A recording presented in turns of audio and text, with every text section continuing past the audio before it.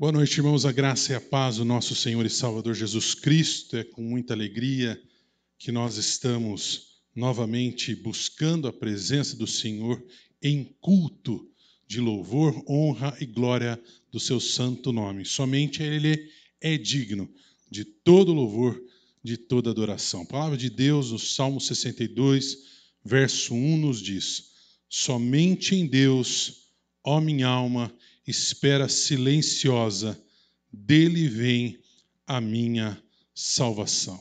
Somente no Senhor devemos esperar, somente nele confiar, porque dele, somente do Senhor, vem a salvação. Vamos buscar o Senhor então em oração de invocação, oração de confissão nesse momento. Abaixe sua cabeça, feche seus olhos, oremos.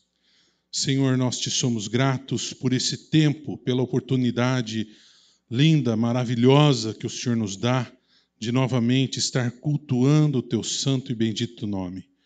Senhor, reconhecemos que somos falhos, reconhecemos a nossa pequenez, reconhecemos que muitas vezes entristecemos o teu coração com o nosso agir, com o nosso pensar, com o nosso olhar. Senhor, purifica-nos para que possamos, ó Pai, adentrar a tua presença santos e prestar um culto a Ti, que Tu és digno de todo louvor, toda honra e toda glória. Em nome de Jesus nós oramos. Amém. Vamos louvar ao Senhor com um hino que diz: a Deus damos glória, somente a Ele toda glória, todo louvor. Vamos louvá-lo.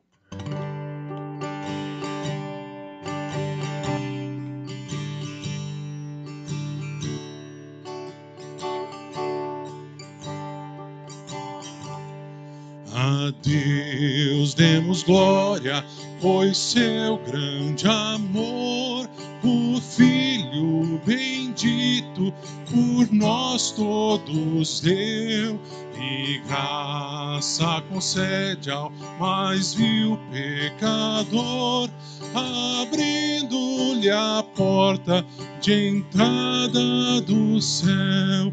Exultai, exultai, vinde todos louvar a Jesus Salvador, a Jesus Redentor.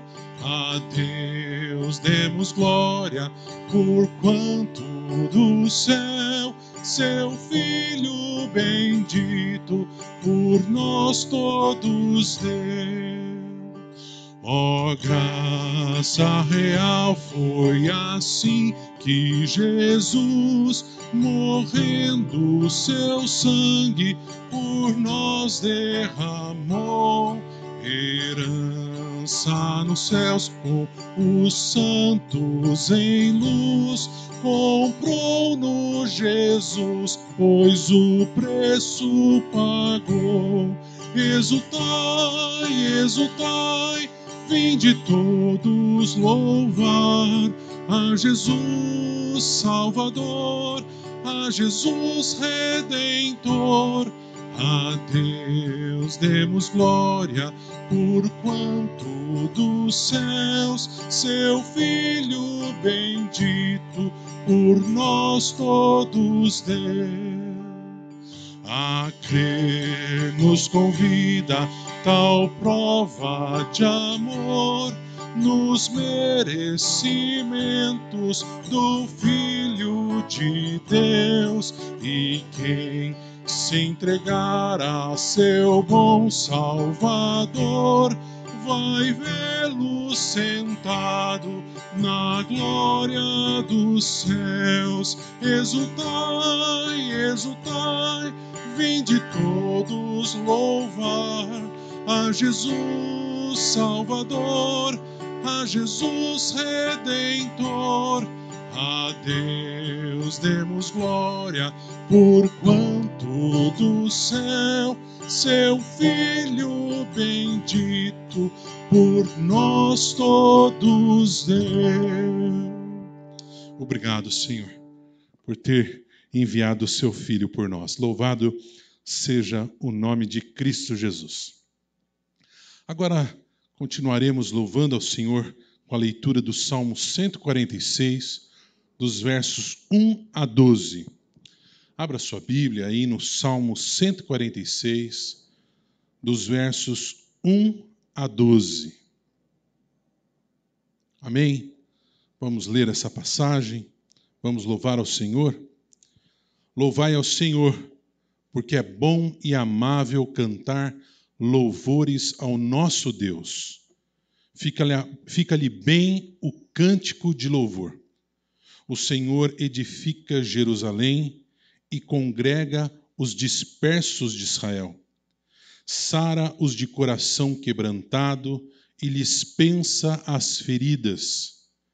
Conta o número das estrelas, chamando-as todas pelo seu nome. Grande é o Senhor, nosso e muito poderoso. O seu entendimento não se pode medir.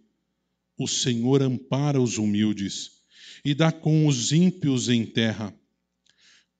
Cantai ao Senhor com ações de graças. Entoai-lhe louvores ao som da harpa ao nosso Deus, que cobre de nuvens os céus, prepara a chuva para a terra, faz brotar nos montes a erva e dá o alimento aos animais e aos filhos dos corvos quando clamam. Não faz caso da força do cavalo, nem se compraz nos músculos do guerreiro. Agrada-se o Senhor dos que o temem e dos que esperam na sua misericórdia. Louva Jerusalém ao Senhor, louva Sião ao teu Deus. Aleluia! Louvado seja o nome do Senhor. Estaremos agora louvando e bendizendo o nome do Senhor, através de cânticos espirituais. Antes, você tem a oportunidade de mandar uma saudação através do WhatsApp. Pega o seu celular agora você pode, neste momento. Manda uma saudação a quem você está com saudade. Manda um abraço forte para alguém especial, dizendo que Jesus ama essa pessoa. Neste momento também você tem a oportunidade, de estar colocando o seu pedido nos grupos de WhatsApp. Nós precisamos verdadeiramente estarmos intercedendo uns pelos outros. A palavra de Deus nos diz assim: humilhai-vos, portanto, sob a poderosa mão de Deus, para que ele, em tempo oportuno, vos exalte, lançando sobre ele toda a vossa ansiedade, porque ele tem cuidado de vós. 1 Pedro 5, verso 6 e 7. Deus tem cuidado de nós. Vamos interceder uns pelos outros, então. Então, faça isso neste momento, Saúda alguém que você está com saudade, também coloque o seu pedido, o seu agradecimento nos grupos de WhatsApp. Vamos, então, louvar ao Senhor? Vamos entoar cânticos de louvores? Vamos fazer isso? Louvado seja o nome de Cristo Jesus.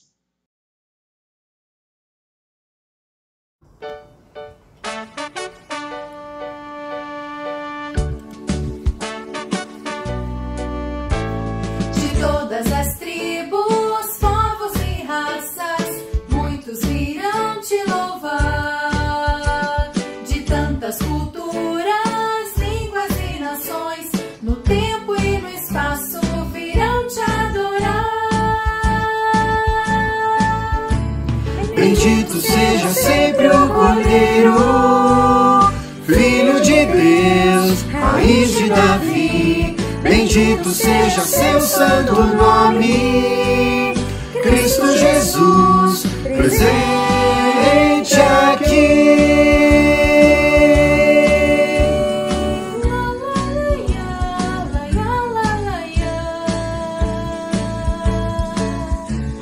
Remidos, comprados, grande multidão, muitos virão te louvar.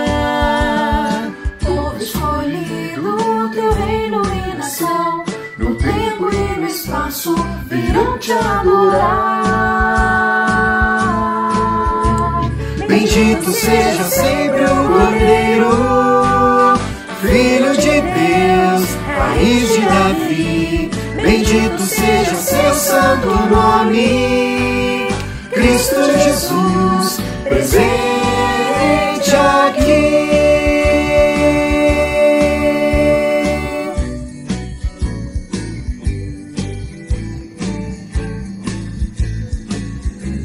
E a nós só nos cabe tudo dedicar, oferta suave ao Senhor.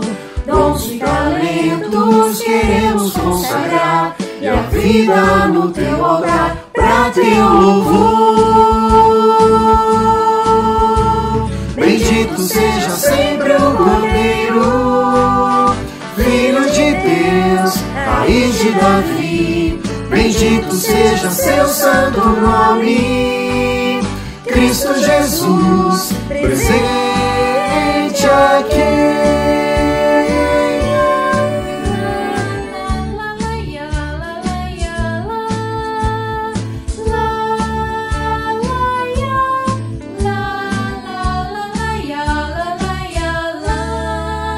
Bendito seja Sempre o Cordeiro, Filho de Deus, raiz de Davi.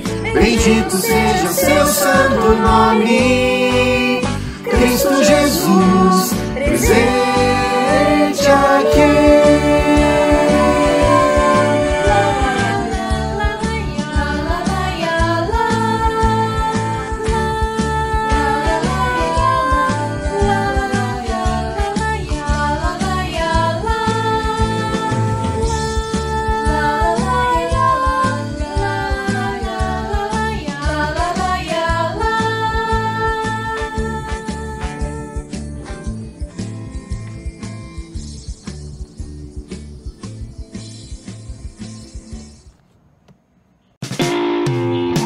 Vamos louvar a Deus? Você pode louvar aí da sua casa que Ele continua sendo bom.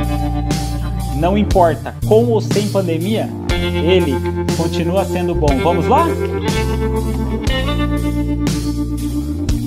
Um dia a gente aprende a confiar em um Deus que faz milagres, que ouve a nossa oração, que se faz presente aqui. Um dia a gente aprende a dar um passo só de cada vez, mas sem duvidar,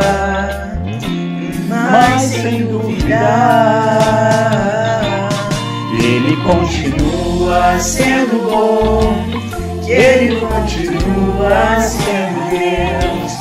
Ele continua sendo bom, Ele continua sendo Deus.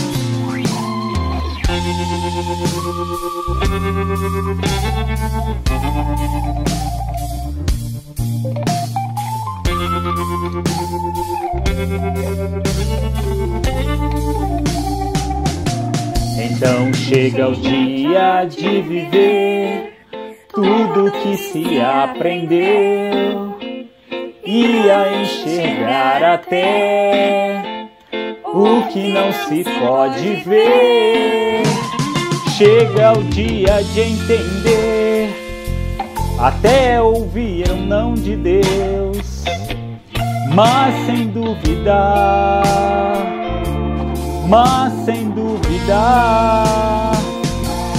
que Ele continua sendo bom, que Ele continua sendo Deus, que Ele continua sendo bom, que Ele continua sendo Deus, que Ele continua sendo bom, que Ele continua sendo Deus, que Ele continua sendo bom, que Ele continua sendo Deus.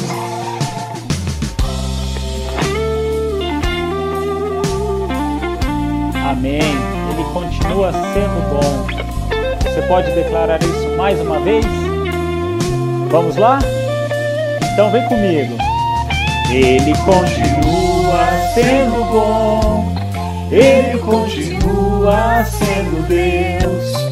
Ele continua sendo bom, Ele continua sendo Deus. Ele continua sendo bom, Ele continua sendo Deus, Ele continua sendo bom, Ele continua. Amém. Aleluia.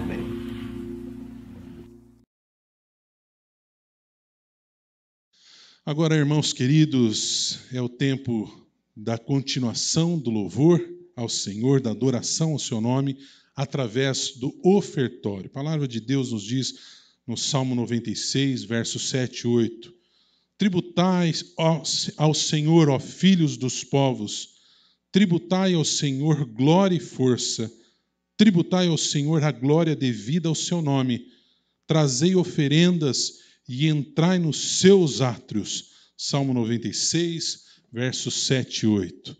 Vamos devolver o nosso dízimo. Você tem a oportunidade de fazer isso através dos depósitos bancários, também da transferência bancária. O importante é que você se lembre da necessidade da igreja, né? A igreja necessita para se manter dos dízimos e ofertas, para manter as suas obras, manter a sua missão. Então não deixe de trazer o seu dízimo, a sua oferta. Você que ainda tem condição, você que Deus tem preservado no seu trabalho, faça isso neste momento. Vamos orar agradecendo ao Senhor pelos dízimos e ofertas que são entregues a Ele. Senhor, nós te somos gratos pelo sustento que vem de Ti, pelo Teu cuidado sobre as nossas vidas. Te somos gratos pelo pão de cada dia que não nos tem faltado. E tudo isto vem da Tua boa mão. Neste momento que levantamos os dízimos e ofertas, ó Pai, nós consagramos todo ele a Ti, Senhor. Que cada centavo seja usado exclusivamente em prol da Tua missão, em prol do Teu reino, Senhor, em prol do crescimento, Pai, do anúncio da Tua palavra. Por Cristo Jesus, abençoa essas vidas, Senhor, que devolveram seus dízimos e ofertas. Também toca no coração e dá oportunidade para aqueles que não puderam fazer hoje. Em nome de Jesus oramos. Amém. Seremos agora orientados na palavra do Senhor, e eu creio que o Senhor, Ele tem uma palavra toda especial para você. Acalme o seu coração, acalme aí os barulhos da casa, para que você esteja ouvindo Deus nessa noite. Amém? Vamos ouvir a palavra do Senhor.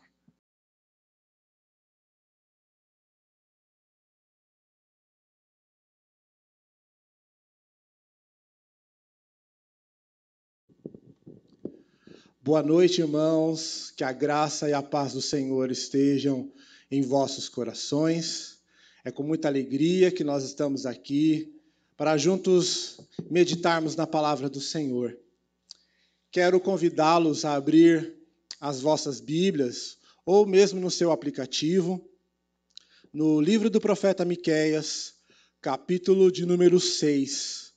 Nós iremos fazer menção a partir do primeiro versículo até o versículo de número 8. Miqueias, capítulo de número 6, do verso 1 ao verso 8.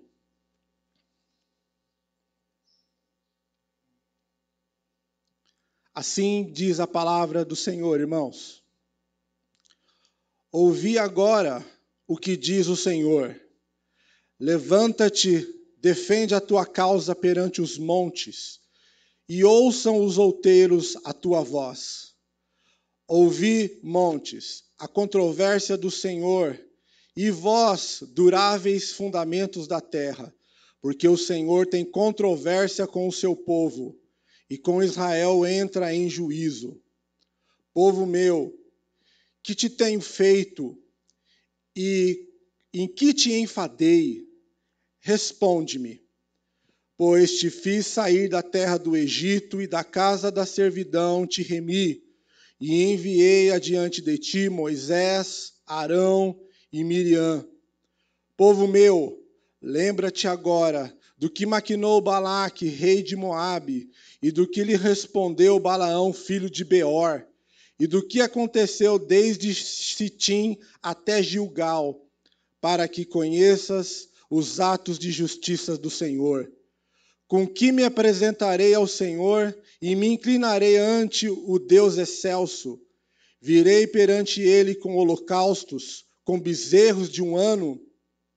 Agradar-se ao Senhor de milhares de carneiros, de 10.000 ribeiros de azeite. Darei o meu primogênito pela minha transgressão, o fruto do meu corpo pelo pecado de minha alma. Ele te declarou ao homem o que é bom, e o que é que o Senhor pede de ti? Que pratiques a justiça, e ames a misericórdia, e andes humildemente com o teu Deus. Oremos. Pai querido, Deus santo e poderoso, diante de ti, Senhor, nos encontramos para ouvir a sua voz. Que o Senhor fale profundamente aos nossos corações. Que a tua palavra, Senhor, possa encontrar abrigo. Por isso, Senhor, ilumina o nosso entendimento, abra os nossos olhos, prepara os nossos corações, ó Deus, para te ouvir e te obedecer. Que a tua palavra, Senhor, cumpra os propósitos, Senhor, do teu coração. É em nome de Jesus que nós te pedimos e te agradecemos, ó Pai. Amém. Glória a Deus. Tempo de crises, tempos de crise política, econômica e social. Tempo de crise moral e espiritual. Tempo de distanciamento. Tempo de distanciamento de algumas pessoas. Tempo de distanciamento de Deus. Tempo de distanciamento da palavra de Deus. Tempo de distanciamento de uma vida com Deus.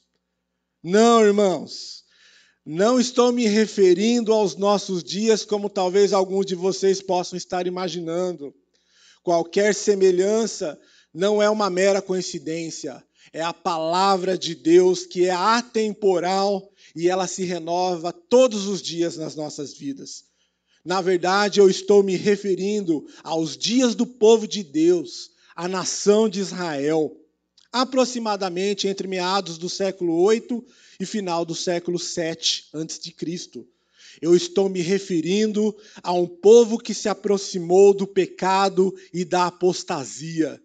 Eu estou me referindo a um povo que se aproximou da injustiça e se distanciou da retidão. Me refiro a um povo que se aproximou da avareza e se distanciou da simplicidade. Estou me referindo a um povo que se aproximou da corrupção e se distanciou da integridade. Me refiro a um povo que se aproximou de uma religiosidade vazia e se distanciou de um viver em santidade. Eu me refiro a um povo que se aproximou dos rituais e se distanciou de seu Deus. Irmãos, o título do sermão desta noite é Entre o distanciamento e a aproximação de Deus. As palavras que ora mencionamos foram proferidas pelo profeta Miqueias. O seu nome quer dizer quem é como o Senhor. E segundo a maioria dos historiadores, o profeta Miqueias ele foi contemporâneo do profeta Isaías, muito possivelmente escrito entre os séculos 8 e o século 7 a.C.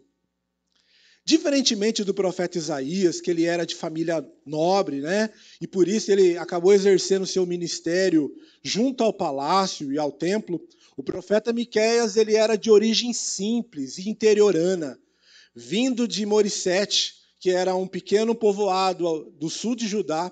O profeta Miqueias dirige os seus oráculos das ruas de Jerusalém ao povo de Deus, aos seus governantes e líderes, chegando até os ouvidos dos sacerdotes e profetas do templo e do palácio, durante os reinados dos reis Jotão, Acás e Ezequias. Essas informações os irmãos podem encontrar logo no início do livro do profeta Miqueias.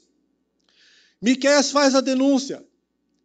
Assim como os outros profetas, Miqueias não se cala diante das crises de seu tempo. ele não fica alienado à sua realidade existencial. O profeta fica inconformado e incomodado com a situação degenerativa do seu povo. Miqueias fala para um povo infiel. Você pode perceber isso lá no capítulo 1, verso 7. Ele diz assim: todas as suas imagens esculpidas serão despedaçadas, e todos os seus ganhos imorais serão consumidos pelo fogo. Destruirei todas as suas imagens, visto que o que ela juntou foi com ganho de prostituição, como um salário de prostituição tornará a ser usado. Você vai perceber que na visão profética, a idolatria, ela está associada à prostituição e à infidelidade. Miqueias também fala para um povo invejoso e violento. No capítulo 2, verso 2, ele diz: cobiçam terrenos e se apoderam deles, cobiçam casas e as tomam, fazem violência ao homem e à sua família, a ele e aos seus herdeiros. Miqueias também, irmãos, fala para falsos e gananciosos profetas. Capítulo 2, verso 8, ele nos diz: mas ultimamente, como inimigos, vocês atacam o meu povo. Além da túnica, arrancam a capa daqueles que passam confiantes como quem volta da guerra. Miqueias também, irmãos, fala para governantes injustos e opressores. Olha só, em pleno contexto eleitoral que estamos vivenciando, num contexto de troca de poderes, olha a mensagem que o profeta dá aos governantes. Capítulo 3, verso 1 e 2. Ouçam vocês que são chefes de Jacó, governantes da nação de Israel. Vocês deveriam conhecer a justiça, mas odeiam o bem e amam o mal. Arrancam a pele do meu povo e a carne dos seus ossos. Miqueias também fala para líderes e sacerdotes, para profetas corruptos. No versículo 11 do mesmo capítulo 3, ele nos diz: seus líderes julgam a troco de suborno, seus sacerdotes ensinam por lucro, e seus líderes adivinham em troca de prata, e ainda se apoiam no Senhor, dizendo: o Senhor não está no meio de nós, nenhuma desgraça vai nos acontecer. Irmãos, poderíamos concluir que Miqueias fala para uma nação inteira que se esqueceu de Deus, de sua aliança, de sua libertação, da sua companhia, do seu livramento, de sua provisão, e se escondeu atrás dos rituais, dos sacrifícios e da liturgia. Agora chegamos ao texto que mencionamos, capítulo 6. Você pode manter aí a sua Bíblia aberta, vamos acompanhando versículo por versículo, para compreendermos o que é que Deus requer e espera de nós. No início aí do capítulo 6, nós percebemos que o povo de Deus é intimado a um tribunal. Nesse tribunal, Deus é o juiz e a vítima, mas também ele divide a promotoria com o profeta Malaquias. Deus convoca os montes e os alicerces da terra, os outeiros, para serem suas testemunhas, para ser o júri. E Israel, o povo escolhido, é o réu, é o acusado. Ele está sentado cabisbaixo no banco dos réus. Imagine a cena, irmãos. O silêncio sepulcral domina, impera no ambiente. Deus vai falar agora. Como sempre, Deus é aquele que dá o primeiro passo em direção ao homem, pois sabe que este é incapaz de tomar a iniciativa para a reconciliação. É Deus quem convoca o tribunal para o acerto de contas. Seu coração está ferido, seu coração está machucado, como um marido traído e trocado por outro, trocado por Baal.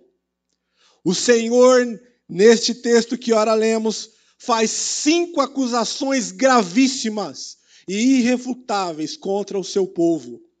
Vejamos cada uma delas. Acompanha comigo aí no versículo 3. A primeira acusação, irmãos, que Deus faz contra o seu povo é que o povo de Deus estava enfadado de Deus. Olha que situação terrível. O versículo 3 diz assim: povo meu, que te tenho feito e com que te enfadei? Responde-me. Podemos perceber um coração ferido de Deus. O povo que não era povo, Deus o havia escolhido, mas mesmo assim ele estava enfadado de Deus. O povo da aliança agia como se estivesse cansado, saturado, enfastiado de Deus. O povo estava cansado do nome e da adoração de Deus.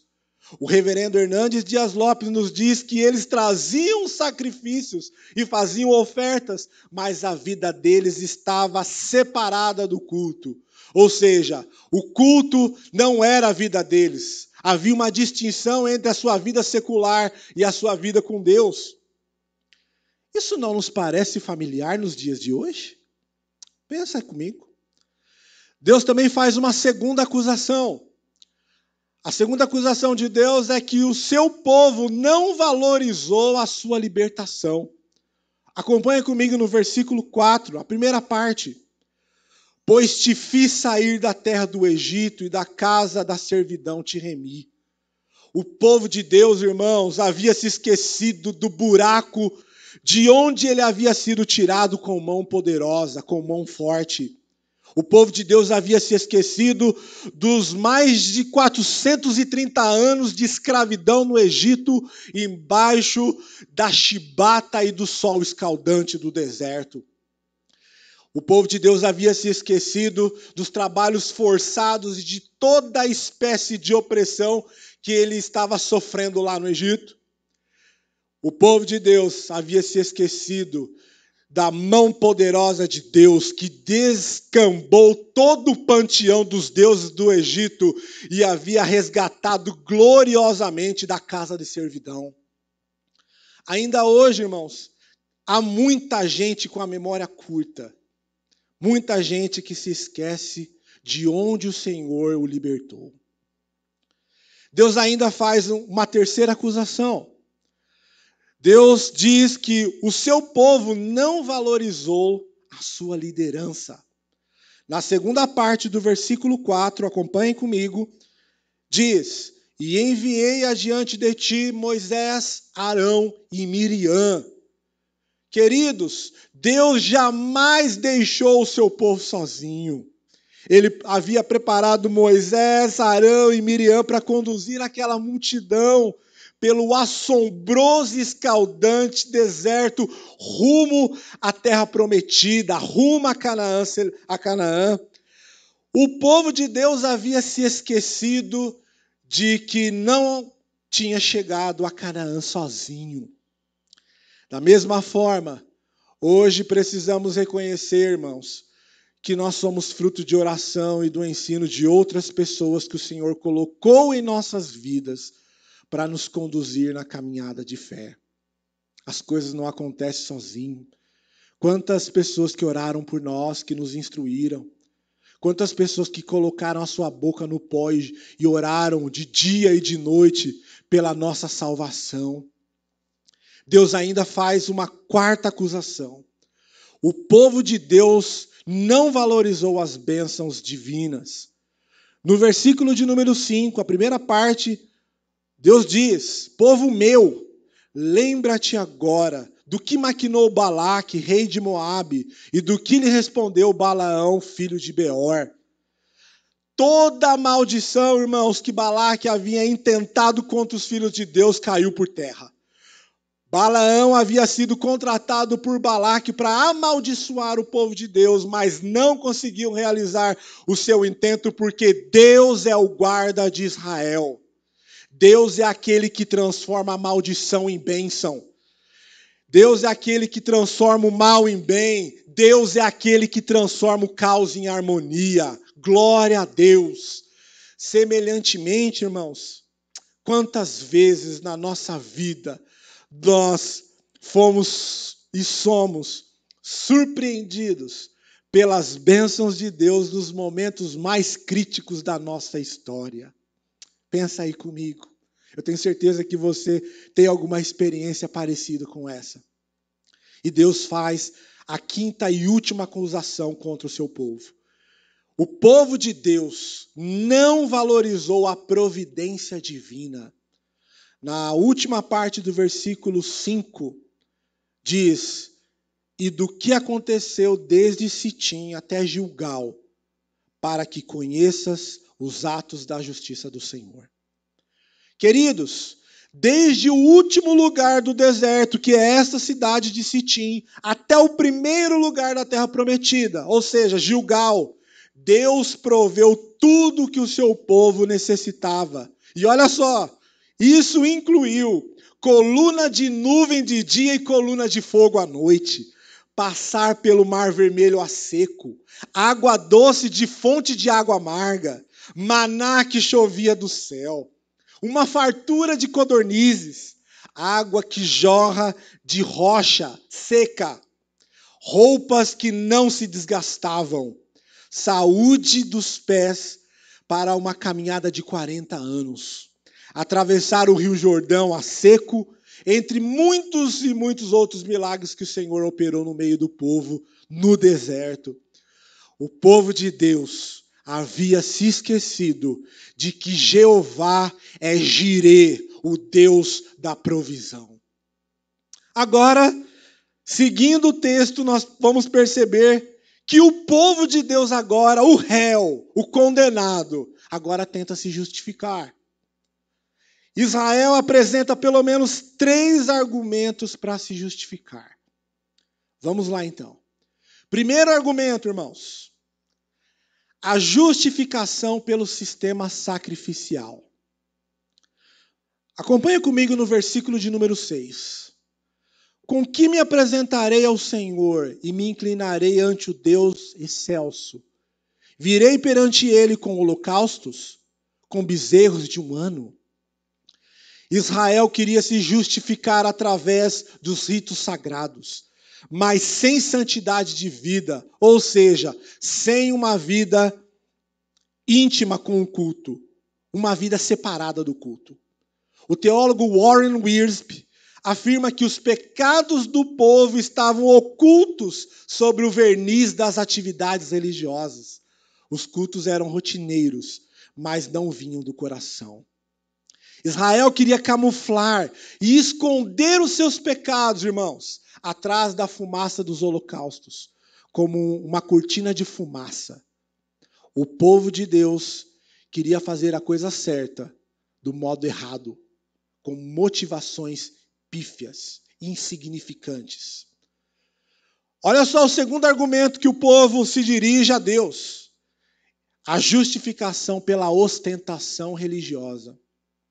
No versículo 7, a primeira parte, o texto nos informa: agradar-se-á ao Senhor de milhares de carneiros, de 10.000 ribeiros de azeite. Olha só, irmãos, que quantidade! Israel queria se justificar pela ostentação, pelo exagero, pelo desempenho, pela quantidade, pela performance. Para continuar na vida de pecados, sem arrependimento, sem conversão e sem santidade, o povo de Deus estava decidido a impressioná-lo pela quantidade de rituais e não pela qualidade do coração do adorador e de sua oferta. Deus, irmãos, não pode ser manipulado pela ostentação ou pelo impressionismo. O que Ele quer é um coração quebrantado e disposto a obedecer a sua palavra, disposto a obedecer a sua voz. E ainda um terceiro e último argumento que o povo de Deus, Israel, tenta argumentar com Deus: a justificação pelo sacrifício humano. Na última parte do versículo 7 que lemos, Israel diz: darei o meu primogênito pela minha transgressão, o fruto do meu corpo pelo pecado da minha alma. Queridos, percebendo que nenhum dos argumentos seria capaz de justificar a infidelidade para com Deus, o povo de Israel agora chega às últimas consequências e últimas instâncias. O sacrifício humano, ou melhor, a morte dos seus primogênitos. Essa era uma prática muito comum, queridos, entre os povos pagãos, para aplacar a ira dos deuses ou para potencializar a fertilidade e aumentar o número dos seus descendentes. O povo de Deus pensou que poderia agradá-lo, imitando as práticas pagãs de sacrifícios humanos, para acalmá-lo e encobrir o seu pecado, e assim se safar da condenação que os aguardava. Porém, Deus não aceita sacrifícios humanos. Ele é Deus dos vivos. Deus não é Deus dos mortos. Deus defende a vida, irmãos. Deus não defende a morte. O que Ele quer não são sacrifícios. Não são rituais, não são cerimônias, não são liturgias. O que Deus quer é obediência, um coração contrito, um coração obediente, um coração rendido à sua vontade. Aleluia. E agora chegamos à parte final do texto. A promotoria vai dar as instruções para o réu. Depois de Deus apresentar as suas acusações irrefutáveis contra o seu povo, e este, sem sucesso, tenta se justificar, se escondendo atrás do sistema sacrificial. O profeta Malaquias agora, queridos, dá 3 instruções do que o justo juiz, Deus, requer do réu. Vamos lá. Primeira instrução, a prática da justiça. Acompanhe comigo, queridos, no versículo 8, a parte A. Ele te declarou, ó homem, o que é bom, e o que é que o Senhor pede de ti? Que pratiques a justiça. Amados, a palavra justiça aqui, do hebraico mishpá, ela significa ação correta ou um modo apropriado de vida. Ou seja, isso significa que é fazer o que é certo para si e para os outros. Não basta conhecer a justiça, é necessário praticá-la. Para o pastor e teólogo Júlio Zabatiero, a palavra justiça, no contexto de Miqueias, é não acumular terras, não explorar as famílias, não distorcer a teologia usando como legitimação ideológica, é não corromper os julgamentos, não falsificar a palavra de Deus, não construir Jerusalém com o sangue do povo. Há ainda uma segunda instrução da promotoria ao réu, o amor à misericórdia. O hebraico para misericórdia é hesed. E essa palavra, esse termo, carrega, queridos, um sentido de bondade, generosidade, lealdade e fidelidade. Há uma tradução muito interessante na nova tradução na linguagem de hoje, a NTLH, para essa passagem, né? Amar a misericórdia, que é traduzido como que amemos uns aos outros com dedicação. Olha que coisa incrível. A misericórdia não deve ser apenas praticada, mas também amada. Fazer a coisa certa, com a motivação certa, é bênção. Mas fazer a coisa certa, com a motivação errada, pode conduzir ao legalismo. Para o reverendo Hernandes Dias Lopes, amar a misericórdia é defender o fraco, o pobre, o desprovido, o humilde, aquele que não tem voz e nem vez numa sociedade que privilegia os poderosos. E ainda há uma terceira e última instrução da promotoria, o andar humildemente com Deus. Na última parte do versículo 8, diz: e andes humildemente com o teu Deus. A palavra, irmãos, humildemente, traduzida para nós do português, é a palavra hebraica tsana. E esta palavra indica uma aproximação modesta, com decoro. É curvar-se para andar com Deus. Isso significa que para andarmos com Deus, nós precisamos nos humilhar. Não é possível andarmos com Deus sem nos humilharmos. As duas primeiras instruções que a promotoria traz ao réu nos falam da nossa relação com o próximo, ou seja, são instruções que estão diretamente ligadas e fazem menção à segunda tábua da lei. A terceira instrução, que é esta, o andar humildemente com Deus, ela fala da nossa relação com o nosso Deus, ou seja, ela faz referência à primeira tábua da lei. Assim, a gente pode concluir que as três instruções, elas são uma síntese de toda a lei. Só podemos cumprir plenamente as duas primeiras instruções se nós observarmos esta terceira que acabamos de mencionar. Ou seja, só podemos praticar a justiça e amar a misericórdia se andarmos humildemente com Deus. O Senhor não aceita uma adoração pela metade. O coração do adorador precisa estar totalmente entregue a Deus. O coração do adorador precisa, irmão, ser um altar de adoração diária, constante, 24 horas por dia, o tempo todo, e não apenas como uma parte da sua vida, uma parte do seu dia. A oferta deve ser total, e Deus não requer nada menos do que isso. Portanto, amados, o tribunal que acabamos de mencionar, de perceber, entre Deus e o seu povo, requer o cumprimento deste tríplice mandamento, que é praticar a justiça, amar a misericórdia e andar humildemente com Deus. Qual será o veredito final? Como termina essa história? Depois de 7 séculos, a situação espiritual do povo de Deus, do povo de Israel, ainda não havia mudado. Não estava nada diferente daquele momento. Ele ainda estava sentado no banco dos réus.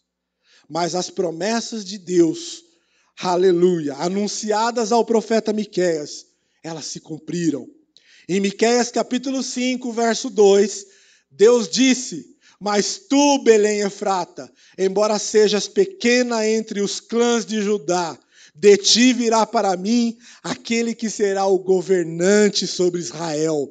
Suas origens estão no passado distante, em tempos antigos. Em Belém, igreja, nasceu aquele que iria resgatar o povo de Deus da escravidão, do pecado e da morte. Em Miqueias também há uma outra profecia. No capítulo 6 que lemos, no versículo 7, a parte B, olha só que coisa interessante. Israel pergunta para Deus: devo oferecer o meu filho mais velho por causa da minha transgressão, o fruto do meu corpo por causa do meu próprio pecado? Todos nós sabemos que o homem, em sua natureza pecaminosa, não tinha condições de oferecer a Deus um sacrifício perfeito, eficaz e capaz de salvá-lo da condenação eterna. Mas Deus, por causa do seu eterno e incondicional amor, não apenas por Israel, mas por todo ser humano, ele entregou o seu único filho, Jesus, o Cristo de Deus, para morrer, a fim de perdoar todos os nossos pecados e os nossos crimes contra a santidade de Deus, e nos reconciliar e nos aproximar dele. Glória a Deus. Então, podemos concluir, mas qual foi o veredito, então, do juiz? O próprio profeta Miqueias nos responde. Capítulo 7, verso 18, verso 19. Olha só que bênção. Quem é comparável a ti, ó Deus, que perdoas o pecado e esqueces a transgressão do remanescente da tua herança? Tu que não permaneces irado para sempre, mas tens prazer em mostrar amor. de novo terás compaixão de nós, pisarás as nossas maldades e atirarás todos os nossos pecados nas profundezas do mar. Aleluia! Glória a Deus por isso. Amém. Oremos, irmãos. Pai amado, nós te louvamos e te agradecemos pela palavra poderosa que o Senhor falou aos nossos corações. Senhor, endireita os nossos passos. Muito obrigado por nos instruir o que o Senhor espera e requer de nós. Que nós pratiquemos a justiça, amemos a misericórdia e que andemos humildemente com o Senhor. Senhor, que o Senhor continue a obra que o Senhor começou já em nossos corações. Transforma, Senhor, os corações do teu povo, dos nossos governantes, para que nós possamos ver as marcas do teu reino na igreja, na nossa comunidade, no nosso país e no mundo. É em nome de Jesus, ó Pai, que nós te louvamos e te agradecemos pela tua palavra ministrada aos nossos corações. Amém.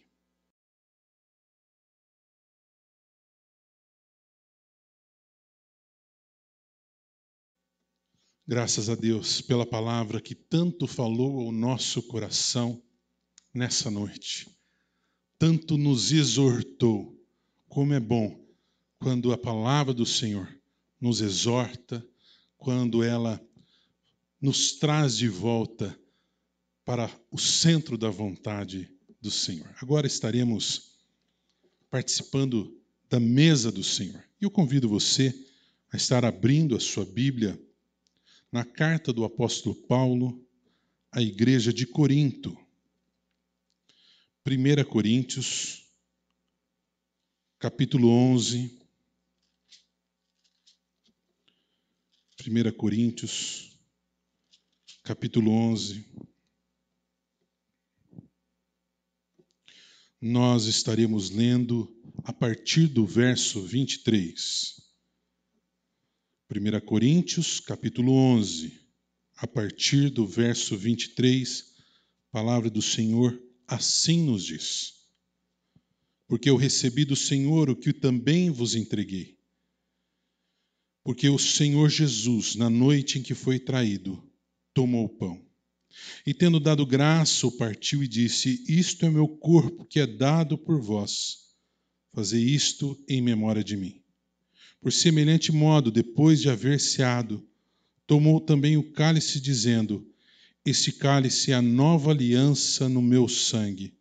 Fazei isso todas as vezes que o beberdes, em memória de mim.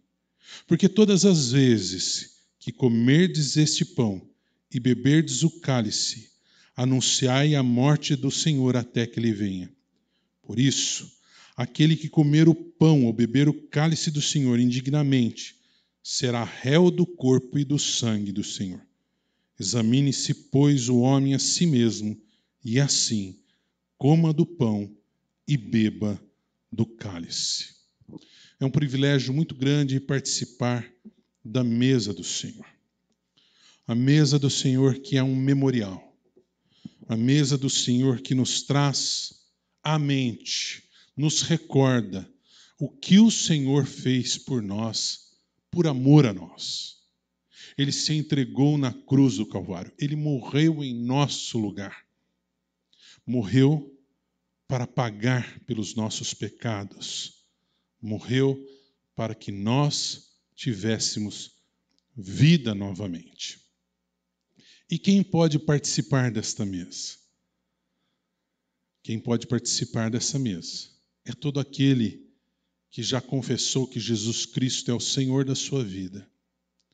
Todo aquele que tem a Bíblia como única regra de fé e prática da sua vida. Todo aquele que já foi batizado, que fez a sua pública profissão de fé, deve participar, deve examinar-se, reconhecer o quanto necessita desses elementos, o quanto necessita da graça e da misericórdia do Senhor, o quanto necessita do sacrifício de Cristo em sua vida. Vamos então participar desta mesa, vamos orar nesse momento, separando esses elementos. Abaixe sua cabeça, feche seus olhos, oremos. Senhor, te somos gratos por esse tempo, te somos gratos, ó Pai, pela salvação que temos em Cristo Jesus. Te somos gratos, Senhor, pelo sacrifício da cruz do Calvário, sacrifício do teu Santo Filho, que nos trouxe vida, que nos purificou e que nos trouxe de volta, Senhor, aos teus braços. Ó Pai, que o teu sangue purificador esteja nos purificando, para que possamos, Senhor, participarmos dignos neste momento da tua mesa. Por Cristo Jesus oramos. Amém.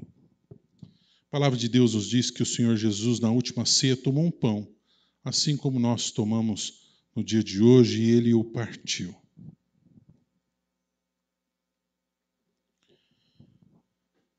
Partindo aquele pão, ele estava trazendo um símbolo, simbolizando aos seus discípulos o quanto o seu corpo sofreria na cruz. Ele teria o seu corpo cravado, partido em nosso lugar. Também ele tomou um cálice e ele disse: esse cálice é a nova aliança no meu sangue. Bebei todos em memória de mim. O cálice representa o sangue de Cristo que foi derramado na cruz. Sangue de Cristo que nos traz uma nova aliança. Agora nós temos a nova aliança por meio do Cristo. O sangue de Cristo representa o sangue purificador que nos limpa de todo o pecado. A marca que temos, que fomos alcançados pelo Cordeiro. A marca que temos, que a morte eterna não mais nos alcança, porque agora temos salvação em Cristo. Coisa maravilhosa é participar da mesa. E nós estaremos fazendo isso nesse instante. Então, pegue o pão. Se você estiver aí, distribua junto aos seus familiares o pão. Nós também estaremos tomando do cálice e participando neste momento. Vamos fazer todos juntos?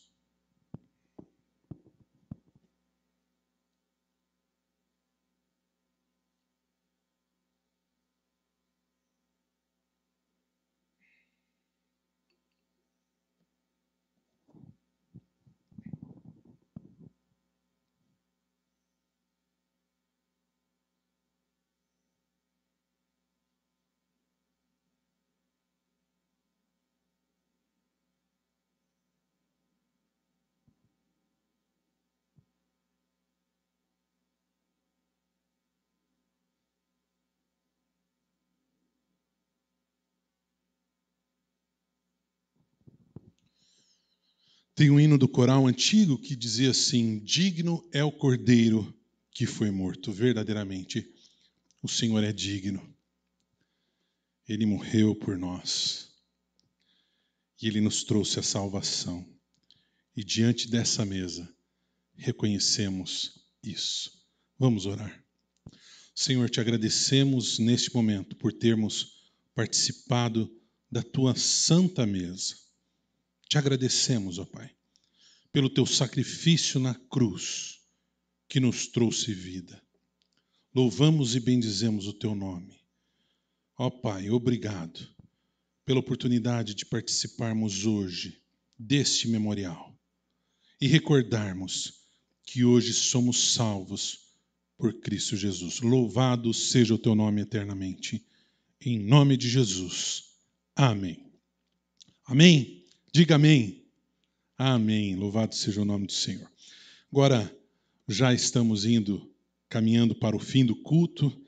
Estaremos lendo o envio em Filipenses 4, versículos 8 e 9, que diz assim: finalmente, irmãos, tudo o que é verdadeiro, tudo o que é respeitável, tudo o que é justo, tudo o que é puro, tudo o que é amável, tudo o que é de boa fama, se alguma virtude há, se algum louvor existe, seja isso que ocupe o vosso pensamento. O que também aprendestes, recebestes e ouvistes, e vistes em mim, isso praticai, e o Deus da paz será convosco. Amém. O Deus da paz será com você nessa semana. Você crê nisso? Amém? Ele é o príncipe da paz. Jesus é a paz que verdadeiramente necessitamos. Abaixe sua cabeça, vamos orar então, encerrando o culto, esse culto que foi tão bonito, tão precioso no dia de hoje. Senhor, nós te somos gratos por esse tempo que passamos aqui.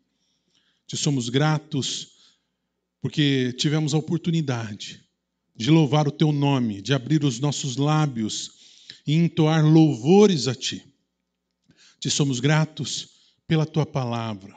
Ó Pai, como precisamos da tua palavra, como foi bom ouvir o teu servo anunciando a tua palavra no dia de hoje e falando aos nossos corações. Pai, te somos gratos pela tua mesa, Senhor, que nos traz à memória o quanto o Senhor nos ama, tanto nos amou, que enviou o seu Filho por nós para morrer na cruz e nos trazer a salvação. Senhor, precisamos de Ti. Precisamos de Ti nessa nova semana que se inicia. Precisamos do Teu cuidado sobre a nossa vida. Ó Pai, livra-nos de todo mal, que possamos viver realmente, caminhando na Tua presença. Por Cristo Jesus oramos. Amém. E que o Senhor, Ele nos abençoe e Ele nos guarde. O Senhor sobre nós levante a luz maravilhosa e poderosa do seu rosto. O Senhor possa estar nos cobrindo com a sua paz. Amém. Deus te abençoe. Deus abençoe a sua vida. Deus abençoe a sua família. Eu queria poder, nesse momento, estar podendo abraçar você. Mas sinta-se abraçado aí. Tá bom? Uma ótima semana na presença de Cristo Jesus.